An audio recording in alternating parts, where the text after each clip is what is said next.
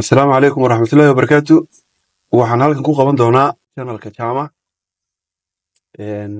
ma sadiiqaadka jawaabteydii magaceedu leeyahay gufaaco.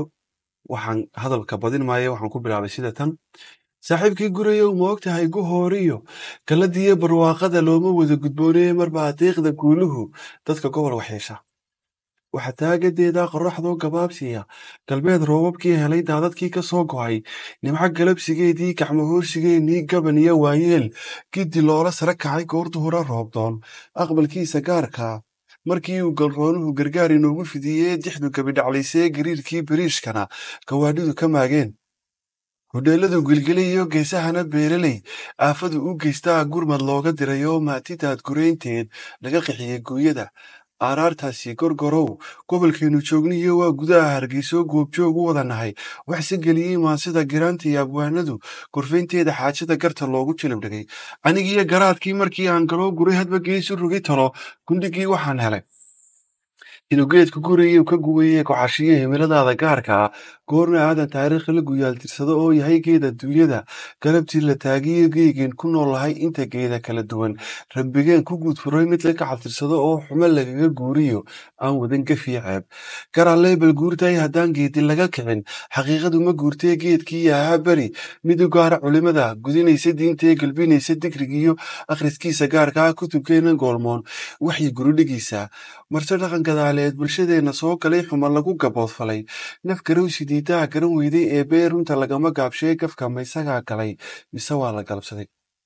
geda kalena guurtaay ingiriiska geedkii gacantiisa daashiye gumaystii siyaadee geygan ka telin jiray geedkii wareershee goortuu bandoo yidhi isna guluf colaad iyo ruuxaanta geliyey gembiye xilkiisii se maantuu garaadiye gaadhar kala dambeeye garoomiye xafiisiyo dad u gaara leeyahay sidee guraya u ka cawdiyo dadaan ginibahaynoo ceeb la daba gurguurto qiimihiisa goyniyo geyi iyo dalaan weli ictiraafa gelin iyo sahal loogu goyn kari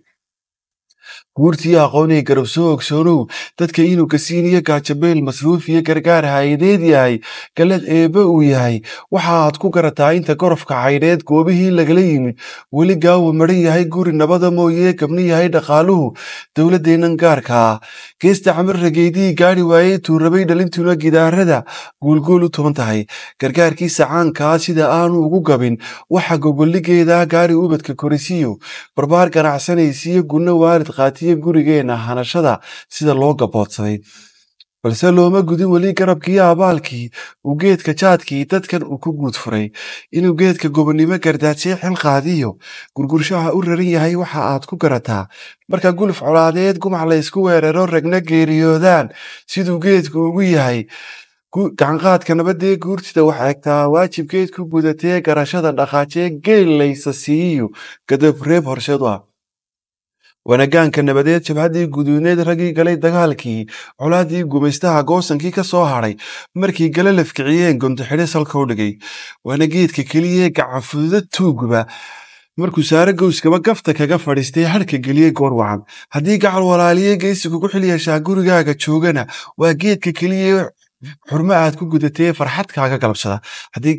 geedku waa halbowliye garka xawlulmariidkiiyo wadnaha dhiigga ganayee saaxiibkay gurayow gugaagu yar mooyee maad garasha liidane murtidana gonkoo idil koley ugu galroonide yay cadhagaliiliyo ciil kugu gadhooriyo gini maalin baxayo aad gasiinkan ku cuntiyo gooha leex jeclayntiyo qiirayay ku gelinoo sida tahay gulaan aw gownaxyada habuurine garbidadar adoon tegin inaad gadaafa iyo ceeb guudkeeda ku furtaa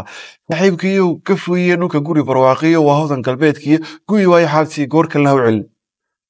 annayee gufaacadu ila sii galgalanina guddoonshow xilkaa bogo garsoorow dhagaha furo guurtiiyo isweydii gabagaba waxay noqon goluhuna inoo furan garashana rag bau maqan